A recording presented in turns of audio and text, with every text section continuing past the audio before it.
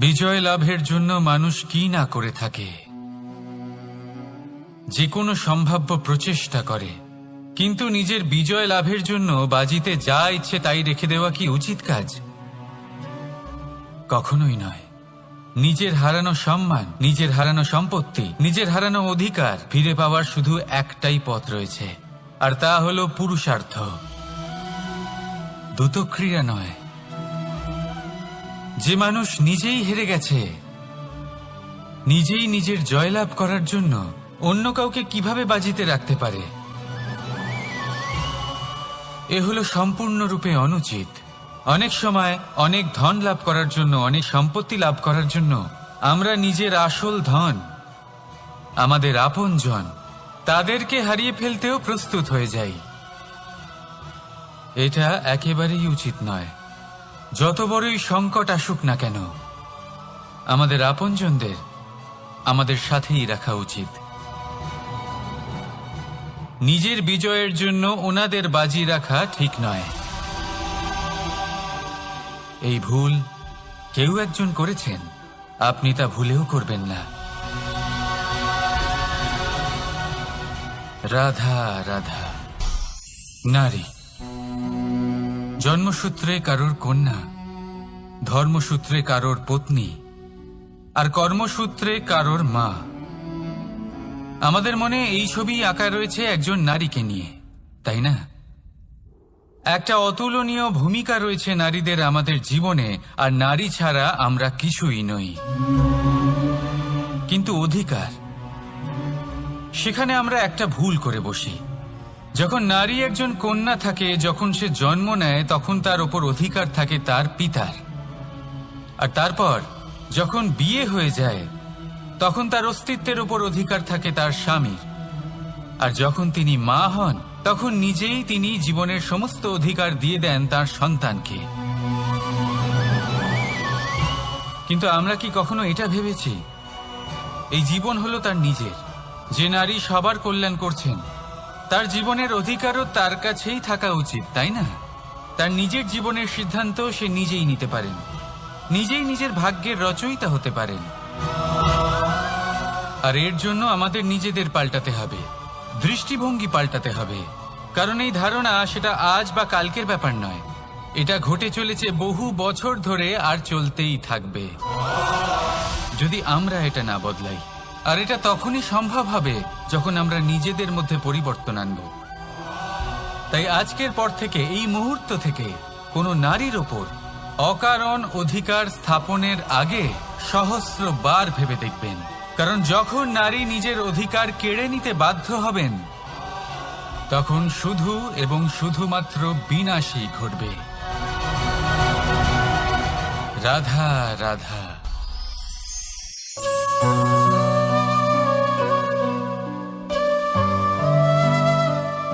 নারী, পুরুষরা যাকে নাম দিয়েছেন ত্রিয়া, কেন দিয়েছেন, কে দিয়েছেন, কেউ তা জানে না। কথায় আছে, পুরুষরা ভাবেন যে ত্রিয়া, ভাবেন একরকম, বলেন অন্য কিছু, আর করেন অন্য কিছুই। কিন্তু সত্যিটা কি এটাই? আসল সত্যি হলো এটাই যে ত্রিয়া হলো সেই চরিত্রহীন পুরুষ, আর কেউ নয়। সেই পুরুষ যারা নারীকে বলেন যে আপনি হলেন মা, আপনি হলেন দেবী, আপনি হলেন বোন। আর ভাবেন কি? ভাবেন যে এই নারী হলো আমাদের পায়ের ধুলো, আর কিচ্ছু নয়। আর কি করেন? ওনাদের মাথায়, ওনাদের খোপায় মালা পরিয়ে দিয়ে ভাবেন যে ওনারা হলেন তাদের পায়ের ধুলোর সমান। একজন নারীর সম্মান ভঙ্গ করেন, তাদের দাসী মনে করেন। ভুলবেন না, যত্র নারীয়াস্ত পূজ্যন্তে রমন্তে তত্র দেবতা। অর্থাৎ যেখানে নারীকে পুজো করা হয়, সেখানেই ঈশ্বর বাস করেন। আর যেখানে নারীকে অপমান করা হয়, সেখানে ঈশ্বর এবং ভাগ্য এই দুই রুষ্ট হয়। মনে রাখবেন, যদি নারী কল্যাণকারী হতে পারেন, তাহলে নারী মহাচণ্ডী রূপও ধারণ করতে পারেন। যদি একজন নারী মাতা হয়ে জন্মদান করতে পারেন, তাহলে নারী মৃত্যু হয়ে বিনাশও করতে পারেন।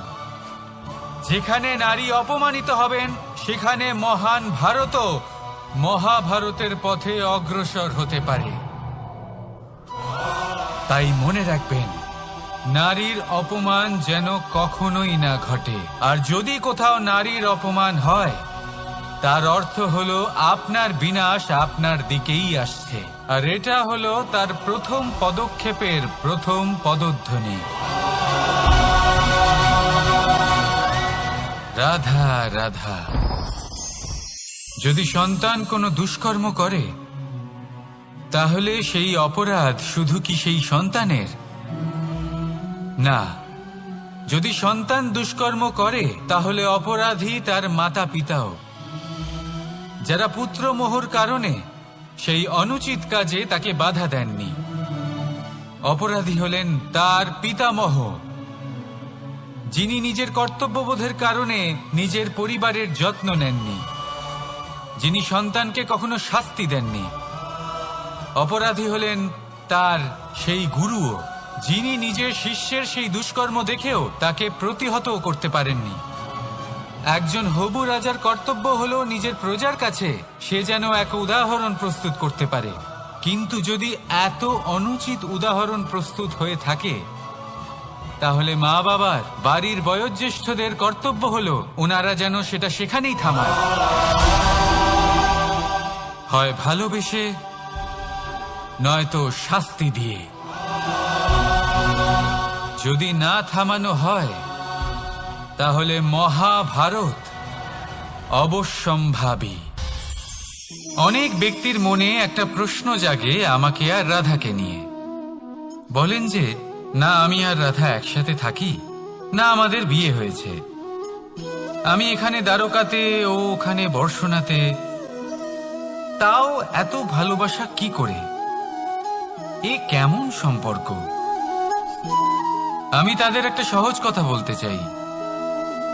আপনি কখনো আয়নার দিকে দেখেছেন? নিজের দুই চোখের দিকে তাকিয়ে জিজ্ঞাসা করুন, এই দুই চোখ একসাথে কেন বন্ধ হয়, একসাথে কেন খোলে, একসাথে কেন ঘুমোয়, একসাথে কেন কাঁদে? আজীবন কোনো এক মানুষের সাথে সম্পর্ক রাখা অবশ্যই সম্ভব, তাদের সাথে দেখা না করে। আমার আর রাধার ভালোবাসাও কিছুটা এরকমই, আর কিছুটা এরকমই হয় ভালোবাসা দুই নয়নের মতো, যারা কখনোই মিলিত হবে না, কিন্তু চিরকালের জন্য একসাথে জুড়ে থাকবে। এই অনুভূতি নিঃস্বার্থ হয়, আর এই নিঃস্বার্থ ভালোবাসা আপনাকে আনন্দের পথে অগ্রসর করে। জীবনে সবসময় নিঃস্বার্থভাবে ভালোবাসুন, শুধুমাত্র আনন্দই পাবেন। তাহলে আসুন আমার সাথে নিঃস্বার্থভাবে ভালোবেসে বলুন, রাধা রাধা। মানুষ, কোন ব্যক্তির নির্মাণ হয় কিভাবে?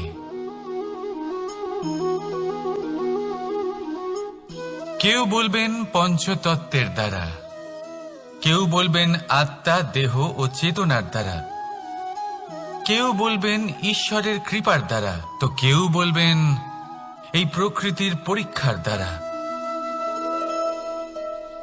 না, মানুষের নির্মাণ হয়ে থাকে বিশ্বাস দ্বারা। ব্যক্তি তখনই গড়ে ওঠেন যখন ব্যক্তিত্ব থাকে, ঠিক কিনা? আর ব্যক্তিত্ব তখনই হবে আর সেরকমই হবে যেরকম বিশ্বাস আপনি নিজের উপরে রাখবেন। যদি আপনি মনে করেন আপনি বিষের ন্যায় হবেন, তাহলে আপনি বিষাক্তই হবেন। যদি আপনি এটা মনে করেন যে আপনি অমৃতের ন্যায় হবেন, তাহলে আপনি অমরই হয়ে যাবেন। যদি আপনি নিজের উপরে বিশ্বাস রাখেন যে আপনি সংসারের সব থেকে উঁচু পর্বতের শিখরে পৌঁছতে পারবেন, তাহলে আপনি অবশ্যই পৌঁছবেন। যদি আপনার এরকম মনে হয় যে আপনি এরকম কখনো করতে পারবেন না, তাহলে এরকম কখনোই হবে না। ভেবে দেখবেন, বিশ্বাসের মধ্যেই বিশ্ব বাস করে থাকে। তো আপনার অস্তিত্ব কেন করবে না? যেমন বিশ্বাস আপনি নিজের উপরে রাখবেন, তেমনই আপনি হয়ে উঠবেন। সেই জন্য নিজের উপরে বিশ্বাস রাখুন। আর হ্যাঁ, ভালোবেসে বলুন, রাধা রাধা। শত্রুতা। একজন মানুষ অন্য মানুষের সাথে শত্রুতা করে বসেন, দুজন ঘনিষ্ঠ বন্ধু। এমনও এক সময় আসতে পারে যখন এনারা একে অপরের শত্রু হয়ে ওঠেন। এর অনেকগুলো কারণ হতে পারে, কিন্তু মূল কারণ হলো আলোচনা। আগে হ্যাঁ, আপনি যদি কারোর বিষয়ে আলোচনা করেন তাহলে সে আপনার শত্রু হয়ে যেতে পারে। এবার মনে একটা প্রশ্ন আসতে পারে যে এটা কিভাবে সম্ভব হতে পারে? আলোচনা, এটা তো অত্যন্ত জরুরি। যদি আমি নিজের বন্ধুর খারাপ কাজের বিষয়ে আলোচনাই না করি তাহলে সে শুধরবে কি করে? এ কথা সত্যি যে আলোচনা আবশ্যক, কিন্তু তার থেকেও বেশি গুরুত্বপূর্ণ এবং আবশ্যক হলো আপনার এই সিদ্ধান্ত। সিদ্ধান্ত এটাই যে আপনার এই আলোচনা কোন স্থানে করবেন। যদি এটা সবার সামনে করবেন ভাবেন, তাহলে তা অপমানও হয়ে যেতে পারে। যদি এটা আলাদাভাবে করেন তাহলে তা পরামর্শ হয়ে যায়। অপমান কেউ স্বীকার করতে পারেন না, কিন্তু পরামর্শ সকলের ভালো লাগে। তাহলে যদি আপন কারোর জন্য ভালো কিছু চান, কাউকে শুধরে দিতে চান, আর আপনার মনে হয় আলোচনা আবশ্যক, তাহলে সর্বপ্রথম সময়, পরিস্থিতি আর স্থানের কথা মনে রাখবেন। নয়তো এই আলোচনা আপনাকে খুব ভোগাতে পারে। তাহলে আসুন আমার সাথে ভালোবেসে বলুন, রাধা রাধা। আপনার জীবনেও কি সমস্যা রয়েছে? অবশ্যই থাকবে। প্রত্যেকের জীবনেই সমস্যা থাকে। প্রত্যেক মানুষ জিজ্ঞাসাও করেন যে এই সমস্যা আসলে কি আর কেন আসে জীবনে। আপনাকে একটা কথা বলে দিই যে সমস্যা আসলে সেটা নয় যা আপনার পথে বাধা সৃষ্টি করে, বরং সমস্যা হলো সেটাই যেটা আপনি তখন দেখতে পান যখন আপনার একাগ্রতা আপনার পথ থেকে, আপনার লক্ষ্য থেকে সরে যেতে থাকে। আর এই সমস্যাগুলি দূর করার জন্য, এর সমাধান করার জন্য একটাই পথ আছে। নিজের সমস্ত ভাবনা আরো একবার একাগ্র করুন নিজের পথের দিকে, নিজের লক্ষ্যের দিকে। আপনার সমস্ত ভাবনা যদি কেন্দ্রীভূত হয় নিজের লক্ষ্যে, তাহলে এই সমস্যা দূরে থাকবে। যদি এরকম না হয়, যদি আপনার মন একটু অন্যদিকে চলে যায়, তাহলে এই সমস্ত সমস্যা আবার সামনে চলে আসে আর বাড়তেও থাকে। দেখুন, যেখানে আপনার লক্ষ্য রয়েছে, বান যদি সেখানেই চালাতে হয়, তাহলে দৃষ্টি তো সেদিকেই রাখতে হবে। তবেই তো আপনি সেই লক্ষ্য ভেদ করতে পারবেন। সেই জন্য মনে রাখবেন, সর্বদা লক্ষ্য রাখবেন নিজের পথে, সেই পথেই সামনে এগোতে থাকুন নিজের লক্ষ্যের দিকে। আপনি যত সামনে এগোতে থাকবেন এই সমস্যা তত পিছিয়ে যাবে। তাহলে আসুন আমার সাথে ভালোবেসে বলুন, রাধা রাধা। এই পাখিরা সত্যি খুব সুন্দর, আমার খুব ভালো লাগে। আপনি নিশ্চয়ই শুনে থাকবেন যে কিছু পাখির কাছে ডানা অবশ্যই থাকে, কিন্তু উড়তে পারে না। তারা চায় উঁচু আকাশে উড়ে বেড়াতে এবং মেঘেদের সাথে কথা বলতে, করতেই পারে না। এবার এই সংসারেও পাওয়া যায় ঘুড়িও। এদের মধ্যে না জীবন আছে, না প্রাণ আছে, আর না আছে ডানা, কিন্তু এরা আকাশের সাথে কথা বলে, হাওয়ার বেগের সাথে কথা বলে, আনন্দ করে, উৎফুল্ল হয়ে ওঠে। আকাশে জীবনের কিছু মুহূর্ত কাটায়। তার কারণ কি হতে পারে? কারণ হলো সুতো। এই সুতো যদি সঠিক হাতে থাকে, তাহলে এই কাগজের তৈরি ঘুড়িও আকাশের উচ্চতায় উড়ে বেড়াতে পারে এবার এই সুতো আসলে কি? এই সুতো হলো আসলে ভালোবাসা, এই সুতো হলো আসলে বিশ্বাসের। আর এটা আপনি দিয়ে থাকেন তাদের হাতে যাদের আপনি বিশ্বাস করেন, যাদের আপনি নিজের সর্বস্ব দিয়ে দেন। ভেবে দেখুন, এই ভালোবাসা আর বিশ্বাসের সুতো আপনি যদি সঠিক মানুষের হাতে দিয়ে দেন, তাহলে আপনি অনেক উচ্চতায় উঠতে পারবেন, আকাশের উচ্চতায় উড়ে বেড়াতে পারবেন, মেঘের সাথে কথা বলতে পারবেন, পাখিদের মতো উড়তে পারবেন, যা ইচ্ছে তাই করতে পারবেন। শুধু এই মানুষ সঠিক হতে হবে, এমন একজন মানুষ যার মনে আপনার জন্য ভালোবাসা রয়েছে, এমন এক মানুষ যার মনে কোনো স্বার্থ নেই, যিনি পরোপকারী, এমন একজন ব্যক্তি যিনি আপনার অস্তিত্বকে বাইরে নিয়ে আসতে পারবেন, তাকে উজ্জ্বল করে তুলবেন। তাহলে ভালোবাসুন, আনন্দ করতে থাকুন, আর এই আনন্দ সহকারে বলুন, রাধা রাধা। আমরা সকলে এমন ব্যক্তির সাথে থাকতে চাই যারা খুব মিষ্টি কথা বলেন, যাদের ব্যবহার আমাদের ভালো লাগে, যারা দেখতে সুন্দর হন, যাদের আমরা পছন্দ করি। আর সব সময় এমন ব্যক্তির থেকে দূরে থাকতে চেষ্টা করি যাদেরকে আমরা পছন্দ করি না, যাদের কথা আমাদের খারাপ লাগে, যাদের কথা একটু কঠোর হয়। আমরা সব সময় চেষ্টা করি এদের থেকে দূরে থাকার, ঠিক কিনা? কিন্তু যদি বাস্তবটা দেখি, তাহলে এই কঠোরতা জীবনে শান্তির প্রলেপ দেয়। ওষুধও একটু কড়াই হয়, কিন্তু এ কি করে? আমাদের সুস্থ করে তোলে। ঠিক সেইভাবেই ভালোবাসার এই অধ্যায় একটু কঠিন, একটু কড়াও মনে হতে পারে, কিন্তু এর ফল সবসময় আপনাদের স্বাস্থ্যের পক্ষে ভালোই হয়। সেই জন্য যদি কেউ আপনার নিন্দে করে, আপনাকে কড়া কথা শোনায়, আপনার ব্যাপারে আলোচনা করে, তার মানে এটা নয় যে সে আপনার শত্রু। হতে পারে তিনি আপনার বন্ধু হন, আপনার জন্য ভালো চান, আপনাকে শুধরে নিতে চান, আপনার মধ্যে কোনো পরিবর্তন দেখতে চান। সেই জন্য কখনো কারোর কথা শুনে বা কাউকে দেখে প্রাথমিকভাবে এই সিদ্ধান্ত নেবেন না যে তিনি আপনার শত্রু হন নাকি আপনার বন্ধু হন। এমনও শত্রু হয়ে থাকেন যে গুড়ের মতো মিষ্টি মিষ্টি কথা বলে আসলে আপনাকে বিষ পান করিয়ে দেবেন।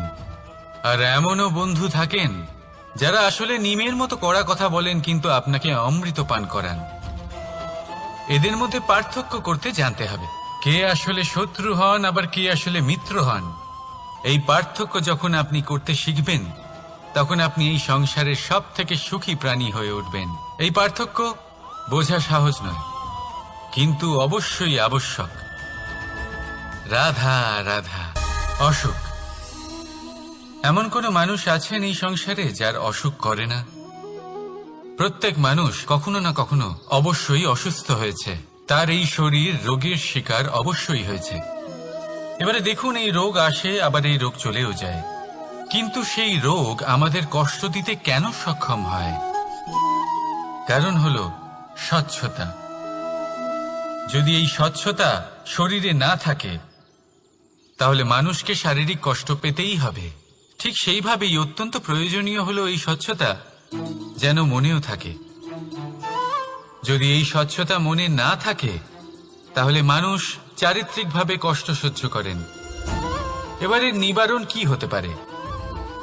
বড়ই সহজ এর উপশম। যদি রোগ শরীরে হয়, তাহলে সর্বপ্রথম স্বচ্ছতা বজায় রাখতে শিখুন, এই শরীরকে পরিষ্কার রাখতে শিখুন। বিচক্ষণতার সাথে এই রোগের সম্মুখীন হন, ভয় পাওয়ার কোনো দরকার নেই। ব্যায়াম করতে থাকুন, সব ঠিক হয়ে যাবে। সেইভাবেই যদি এই অসুখ মনে হয়, তাহলে কি করা যায়? সর্বপ্রথম তার আধারের উপরে নজর দিন। আপনার এই আধারই হলো আপনার আহার। যা আপনি আহার করবেন, সেরকমই মানুষ হয়ে উঠবেন। সেইভাবেই আপনি যেরকম ভাবেন, সেরকমই মানুষ হয়ে উঠবেন। সেই জন্য নিজের ভাবনাকে শুভ করুন, নিজের দৃষ্টিভঙ্গিকে শুভ করে তুলুন, সবকিছু সঠিক হবে। আপনার আমার সবার মধ্যেই এক রাক্ষস বাস করে, তার সম্মুখীন হন, তাকে পরাস্ত করুন। তাহলে এই রোগ সে শরীরেই হোক বা মনের মধ্যে, যদি সঠিক সময় তাকে আটকানো না যায়, তাহলে যে কোনো সময় তা মহামারীর রূপ ধারণ করবে। সেই জন্য সাবধানে থাকুন, সুস্থ থাকুন। তাহলে আসুন আমার সাথে ভালোবেসে বলুন রাধা রাধা। বাজ পাখিকে পক্ষীরাজ বলা হয়। বাজের আয়ু হলো মোটামুটি 70 বছর। এবার 40 বছর হতে হতেই ওদের পালক লম্বা এবং ভঙ্গুর হয়ে যেতে থাকে, ঠোঁট বেঁকে যায়, ডানা ভারী হয়ে যায়, অর্থাৎ আগের মতো উড়তে পারে না, সেই শক্তি থাকে না। এবার সেই বাজ কি করবে? বাজ সব থেকে কঠিন নির্বাচন করে, নির্বাচন নিজের পুনর্স্থাপনার। সর্বপ্রথম একটা বিশাল পর্বতে যায়, একান্তে নিজের এক বাসস্থান তৈরি করে, আর তারপরে পাথরের সাথে নিজের ঠোঁট বারবার আঘাত করতে করতে সেই ঠোঁট ভেঙে ফেলে। তারপরে সে অপেক্ষা করে সেই ঠোঁট পুনর্নির্মাণ হওয়ার। তারপর সেটাই করে নিজের পালকের সাথে। তারপরে নিজের ডানা থেকে এক এক করে ভারী পালকগুলো ছিঁড়ে ফেলে দেয়। আর তারপর 150 দিনের এই যন্ত্রণা সহ্য করার পরে ও ফিরে পায় নিজের ওড়বার অনন্য ক্ষমতা, সেই শক্তি। আর তারপরে ও জীবনের পরবর্তী 30 বছর বাঁচে। কি বুঝলেন আপনি? যদি ইচ্ছে শক্তি থাকে তাহলে একজন দুর্বলও শক্তিশালী হতে পারে। আপনিও এটাই করুন, নিজের অতীতের যন্ত্রণার বোঝাগুলিকে ত্যাগ করুন আর কল্পনার খোলা আকাশে উন্মুক্ত হয়ে উড়ে বেড়ান। নিজের পুনর্স্থাপনা করুন, তবেই সর্বশ্রেষ্ঠ হতে পারবেন। আর মনে রাখবেন, এই ছোট ছোট পদক্ষেপই বড় বড় শিখরে পৌঁছে দিতে পারে। তাহলে আসুন আর আমার সাথে ভালোবেসে বলুন রাধা রাধা। আপনি কি কখনো জলকে নিজের মুঠোতে ধরে রাখার চেষ্টা করেছেন? চলুন আজ করা যাক।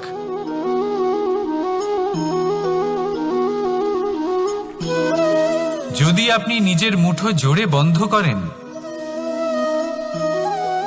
জল ধরে রাখতে পারবেন না। যদি আপনি তাকে এমনি বইতে দেন,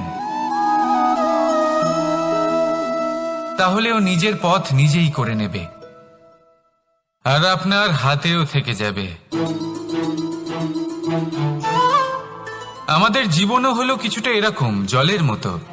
নিজের পথ নিজেই করে নেয় এই জীবন। প্রত্যেক সমস্যার সমাধান নিজেই করে নেয় এই জীবন। তাই জীবনে যখন কোনো পরিস্থিতি আমাদের প্রতিকূল হয়ে থাকে, কিছুই হয়তো আমরা বুঝতে পারছি না, কিছুই যখন বসে থাকে না, তখন আমরা হতাশ হয়ে পড়ি, নিরাশ হয়ে পড়ি। আর এটাই করা উচিত নয়। শান্ত মনে দেখতে হবে যে এই জীবনে আসলে কি ঘটে চলেছে। কষ্ট সবাই ভোগ করেন। কষ্ট পেলে কেউ রেগে যান, রেগে গিয়ে পরাক্রম দেখান। এটাই তো করা উচিত নয়। শান্ত মনে সেটাই করতে হবে যা জীবন আমাদের শেখাতে চাইছে। জীবন আমাদের সব শিখিয়ে দেবে, শুধু মনে রাখবেন কখন প্রয়াস করতে হবে আর কখন আমাদের প্রতীক্ষা করতে হবে, সেটা আগে আপনাকে বুঝতে হবে। তাহলে আসুন আমার সাথে ভালোবেসে বলুন রাধা রাধা। বল, শক্তি, পরাক্রম এই সংসারের বিকাশের মূল। কিন্তু কখনো ভেবেছেন যে প্রকৃতি আমাদের এই বল, শক্তি, পরাক্রম কেন দিয়েছেন? যাতে আমরা জীবনে কারোর উদ্ধার করতে পারি, কাউকে সাহায্য করতে পারি, কারোর জন্য ভালো কিছু করতে পারি, কোনো গরিব অসহায় মানুষের জন্য কিছু করতে পারি। এই বল, এই শক্তির সদ্ব্যবহার করতে পারি। কখনো দেখেছেন এমন মানুষ যার কাছে অসীম শক্তি আছে, কিন্তু তার সাথেই অসম্ভব অহংকারও রয়েছে, যিনি নিজেকে সর্বশ্রেষ্ঠ বলে মনে করেন, খারাপ কাজও করেন। আপনি দেখবেন প্রকৃতি এবং মানুষ তাকে ভাঙতে সর্বদা চেষ্টা করেন। মনে রাখবেন, যতই সুবিশাল পর্বত হোক না কেন, তা যদি পথে পড়ে, তাকে ভেঙে পথ প্রশস্ত করা হয়। যদি আপনার কাছে বল থাকে, শক্তি থাকে, পরাক্রম থাকে, তাহলে তার সদ্ব্যবহার করুন, কাউকে সাহায্য করুন, কাউকে রক্ষা করুন। যদি আপনি আপনার শক্তির দুর্ব্যবহার করেন, তাহলে মনে রাখবেন আপনি নিজের বিনাশ নিজেই আমন্ত্রণ করছেন। এবার বল অর্জন করার পরে, শক্তি অর্জন করার পরে আপনি নিজেকে বিনাশ করতে চান নাকি এই সংসারের উদ্ধার করতে চান, সিদ্ধান্ত আপনার। রাধা রাধা। মানুষ আর ধন, এই দুইয়ের মধ্যে সম্পর্ক খুব ঘনিষ্ঠ। ধন হলো সেই শক্তি যার ব্যবহার মানুষ করে থাকে সাংসারিক বস্তু ক্রয় করার জন্য, নিজের জীবন যাপন করার জন্য। আর মানুষ হলো সেই শক্তি যারা ধনকে গুরুত্বপূর্ণ করে তোলেন। এবার একটা কথা বলি, ব্যবহার করা উচিত ধনকে আর ভালোবাসা উচিত মানুষকে। এটা বেশিরভাগ মানুষই বোঝেন না। মানুষ এখানেই সব থেকে বড় ভুল করে বসেন। তারা ভালোবাসেন ধনকে আর ব্যবহার করেন মানুষকে। এ হলো অনুচিত। দেখুন, আপনি একটা সূচের দ্বারা যুদ্ধ করতে পারবেন না, আর কোনো তলোয়ার দ্বারা বস্ত্র সেলাই করতে পারবেন না, তাই না? কোনটা কিসের জন্য হয় সেটা বোঝা অত্যন্ত জরুরি। আপনিও সঠিক দিকে অগ্রসর হন। মানুষকে ভালোবাসুন আর ধনকে ব্যবহার করুন। যদি আপনি মানুষকে ব্যবহার করেন তাহলে আপনি ভালোবেসে ফেলবেন ধনকে, আর এই ভালোবাসা ধীরে ধীরে পরিণত হবে লোভে, আর ধীরে ধীরে এটা আপনাকে বিনাশ করে দেবে। তাহলে সমস্ত মানুষকে ভালোবাসুন আর এইভাবে ভালোবেসে বলুন, রাধা রাধা। সাফল্য কে না চান? সাফল্য লাভ করার, শিখরে পৌঁছানোর আলাদাই একটা আনন্দ রয়েছে। আর আপনজনদেরও কে না চান? প্রত্যেক মানুষ চান যেন জীবনে তার কোনো আপনজন থাকে, যারা সবসময় তাদের সাথে থাকবে। কারণ আপনজনের সাথেই তো সাফল্যের আনন্দ সব থেকে বেশি পাওয়া যায়। কিন্তু আসলে কি হয়, অনেক সময় সাফল্যের খোঁজে সেই পথে চলতে চলতে আমরা আপনদের থেকে দূরে চলে যাই। না চাইতেও দূরে চলে যেতে হয়, ওনাদের সাথে সময় কাটাতে পারি না। আর আমরা ভুলে যাই যে সাফল্যের আসল আনন্দ আপনজনদের সাথেই পাওয়া যায়। সফল হওয়ার পরে আপনদের সাথে দেখা হলে তাদের চোখে আমাদের জন্য যে আবেগ থাকে, যে সম্মান, যে প্রেম থাকে, সেটাই হলো আসল পুরস্কার। আমরা সেই কথা ভুলে যাই এবং একা হয়ে পড়ি। বেশিরভাগ সময় এটাই হয়। বেশিরভাগ সময় সফল মানুষগুলি একা হয়ে যান। এবার আপনি কি চান? আপনি অসফল হয়ে দিনগুলি একাকিত্বে কাটাতে চান, নাকি সফল হয়ে আপনজনদের সাথে আনন্দে থাকতে চান? সেই সিদ্ধান্ত আপনার। সাফল্যের পেছনে ছুটুন, নিজেকে উজাড় করে দিন, কিন্তু আপনজনদের সঙ্গ ত্যাগ করবেন না। সেই আপনজন যারা আপনার সাফল্যের জন্য দায়ী, সেই আপনজন যিনি আপনার সাফল্যে আনন্দ পান, সুখ লাভ করেন, তাদের কখনো ত্যাগ করবেন না। আসুন আমার সাথে ভালোবেসে বলুন, রাধা রাধা। ভগবান আর ভক্ত যখন এক আকার হয়ে যায়, যখন ভক্ত তার ভগবানের প্রতি এবং নিজের জীবনের উদ্দেশ্যের প্রতি সম্পূর্ণরূপে সমর্পিত হয়, তখন জন্ম নেয় ভক্তি। এই সংসারের সমস্ত আশা হয়তো আপনার সঙ্গ ত্যাগ করে দিতে পারে, তখনও ভক্তি সাথে থাকবে। ভক্ত আর ভগবান যখন এক আকার হয়ে যায়, তাদের মধ্যে কোনো পার্থক্য থাকে না। তারা এক হয়ে যায়, এক ব্যক্তিত্ব, এক অস্তিত্ব।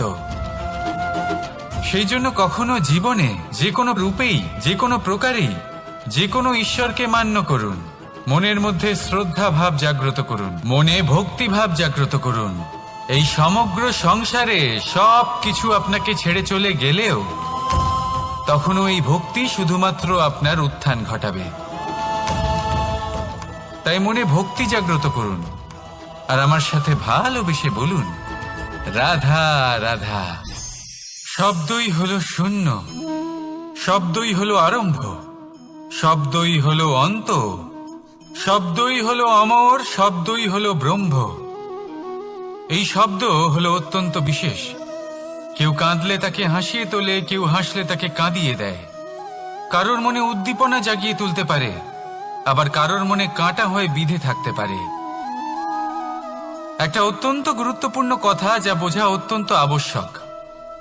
আপনার মন, আপনার হৃদয় যতই শুদ্ধ হোক না কেন, যতই পবিত্র হোক না কেন, আপনার দৃষ্টিভঙ্গি যতই স্পষ্ট হোক না কেন, যদি আপনার কথা পবিত্র না হয়, যদি আপনার শব্দ শুদ্ধ না হয়, তাহলে তা আপনাকে আপনার কর্মফল ভোগ করতে বাধ্য করবেই।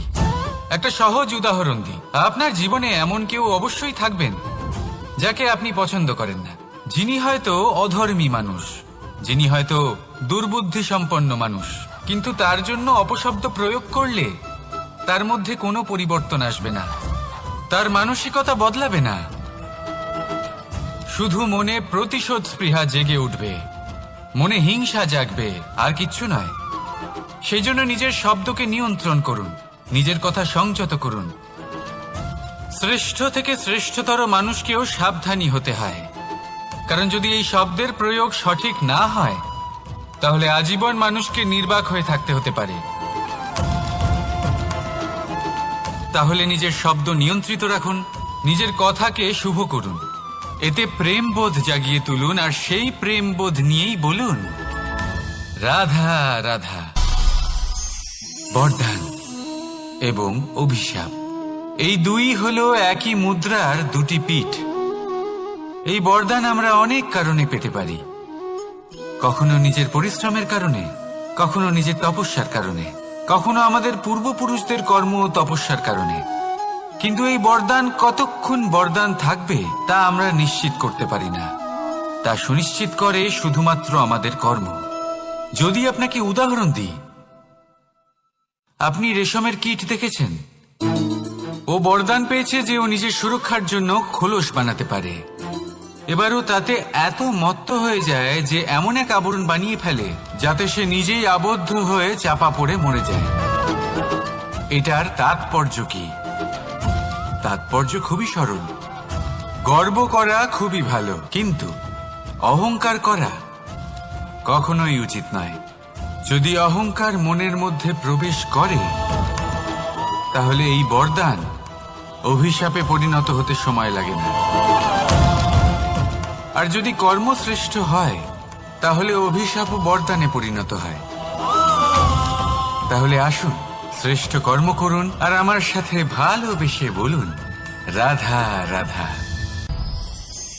সুখ, দুঃখ, মৃত্যু, মহামারী, এগুলো কখনো বলে আসে না, আবার জিজ্ঞাসা করেও আসে না। এমনই হয় দ্রুত ক্রীড়ার এই খেলায়। এক কারাগারের মতো, একটা মাকড়সার জালের মতো। যেমন একটা মাকড়সার জাল একটা পোকাকে নিজের দিকে আসতে আকর্ষিত করে নিজের চমকের দ্বারা, নিজের গঠন দ্বারা, সেরকমই দ্রুত ক্রীড়ার এই খেলা মানুষকে নিজের দিকে আসতে প্ররোচিত করে। শেষে গিয়ে মানুষ আটকা পড়ে। পার্থক্য শুধু এটাই, যখন এক পোকা এই জালে জড়িয়ে পড়ে তখন সে তার প্রাণ হারায়। মানুষ যখন এই দ্রুত ক্রীড়ায় আকর্ষিত হয়, সে নিজের মান, নিজের ধন সব কিছু হারায়, নিজের বিবেক হারিয়ে ফেলে। কিন্তু আপনি আপনার বিবেক কখনোই হারাবেন না। যদি আপনার মনে লোভ চলে আসে, আপনি লোভী হয়ে ওঠেন। যদি আপনি দ্রুত ক্রীড়ার এই খেলায় আটকা পড়েন, তাহলে মনে রাখবেন, এই খেলা থেকে ফিরে আসা প্রায় অসম্ভবই বলা যায়। নিজের বিবেক কখনো হারাতে দেবেন না, কারণ বিনাশ আসার প্রথম লক্ষণ হলো বিবেকের বোধ চলে যাওয়া। এই প্ররোচনায় কখনো পা দেবেন না। আর আমার সাথে ভালোবেসে বলুন রাধা রাধা। বিজয়, বিজয় লাভের জন্য মানুষ কি না করে থাকে, যে কোনো সম্ভাব্য প্রচেষ্টা করে। কিন্তু নিজের বিজয় লাভের জন্য বাজিতে যা ইচ্ছে তাই রেখে দেওয়া কি উচিত কাজ?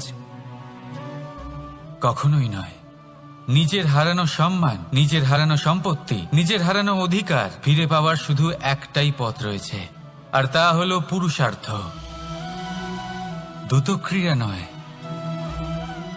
যে মানুষ নিজেই হেরে গেছে, নিজেই নিজের জয়লাভ করার জন্য অন্য কাউকে কিভাবে বাজিতে রাখতে পারে? এ হলো সম্পূর্ণরূপে অনুচিত। অনেক সময় অনেক ধন লাভ করার জন্য, অনেক সম্পত্তি লাভ করার জন্য আমরা নিজের আসল ধন, আমাদের আপনজন, তাদেরকে হারিয়ে ফেলতেও প্রস্তুত হয়ে যাই। এটা একেবারেই উচিত নয়। যত বড়ই সংকট আসুক না কেন, আমাদের আপনজনদের আমাদের সাথেই রাখা উচিত।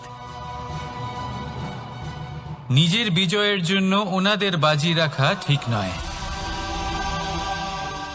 এই ভুল কেউ একজন করেছেন, আপনি তা ভুলেও করবেন না।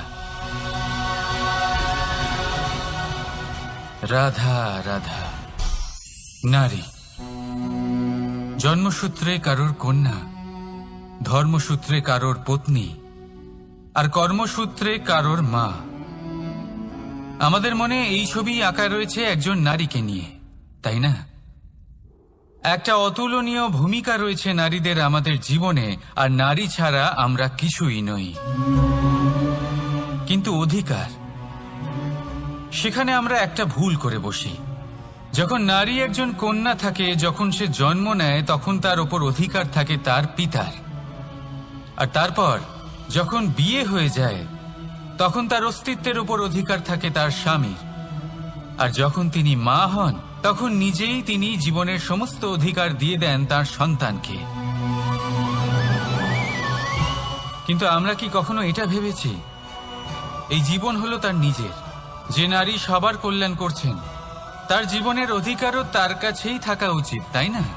তার নিজের জীবনের সিদ্ধান্ত সে নিজেই নিতে পারেন, নিজেই নিজের ভাগ্যের রচয়িতা হতে পারেন। আর এর জন্য আমাদের নিজেদের পাল্টাতে হবে, দৃষ্টিভঙ্গি পাল্টাতে হবে। কারণ এই ধারণা সেটা আজ বা কালকের ব্যাপার নয়, এটা ঘটে চলেছে বহু বছর ধরে আর চলতেই থাকবে যদি আমরা এটা না বদলাই। আর এটা তখনই সম্ভব হবে যখন আমরা নিজেদের মধ্যে পরিবর্তন আনব। তাই আজকের পর থেকে, এই মুহূর্ত থেকে কোনো নারীর ওপর অকারণ অধিকার স্থাপনের আগে সহস্রবার ভেবে দেখবেন। কারণ যখন নারী নিজের অধিকার কেড়ে নিতে বাধ্য হবেন, তখন শুধু এবং শুধুমাত্র বিনাশই ঘটবে। রাধা রাধা।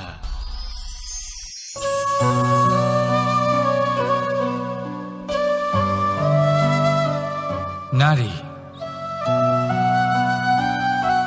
পুরুষরা যাকে নাম দিয়েছেন ত্রিয়া, কেন দিয়েছেন, কে দিয়েছেন, কেউ তা জানে না। কথায় আছে, পুরুষরা ভাবেন যে ত্রিয়া, ভাবেন একরকম, বলেন অন্য কিছু, আর করেন অন্য কিছুই। কিন্তু সত্যিটা কি এটাই? আসল সত্যি হলো এটাই যে ত্রিয়া হলো সেই চরিত্রহীন পুরুষ, আর কেউ নয়। সেই পুরুষ যারা নারীকে বলেন যে আপনি হলেন মা, আপনি হলেন দেবী, আপনি হলেন বোন। আর ভাবেন কি? ভাবেন যে এই নারী হলো আমাদের পায়ের ধুলো, আর কিচ্ছু নয়। আর কি করেন? ওনাদের মাথায়, ওনাদের খোপায় মালা পরিয়ে দিয়ে ভাবেন যে ওনারা হলেন তাদের পায়ের ধুলোর সমান। একজন নারীর সম্মান ভঙ্গ করেন, তাদের দাসী মনে করেন। ভুলবেন না, যত্র নারী আস্ত পূজ্যন্তে রমন্তে তত্র দেবতা। অর্থাৎ যেখানে নারীকে পুজো করা হয়, সেখানে ঈশ্বর বাস করেন। আর যেখানে নারীকে অপমান করা হয়, সেখানে ঈশ্বর এবং ভাগ্য এই দুই রুষ্ট হয়। মনে রাখবেন, যদি নারী কল্যাণকারী হতে পারেন, তাহলে নারী মহাচণ্ডী রূপও ধারণ করতে পারেন। যদি একজন নারী মাতা হয়ে জন্মদান করতে পারেন, তাহলে নারী মৃত্যু হয়ে বিনাশও করতে পারেন। যেখানে নারী অপমানিত হবেন, সেখানে মহান ভারতও মহাভারতের পথে অগ্রসর হতে পারে। তাই মনে রাখবেন, নারীর অপমান যেন কখনোই না ঘটে। আর যদি কোথাও নারীর অপমান হয়, তার অর্থ হলো আপনার বিনাশ আপনার দিকেই আসছে। আর এটা হলো তার প্রথম পদক্ষেপের প্রথম পদধ্বনি। রাধা রাধা।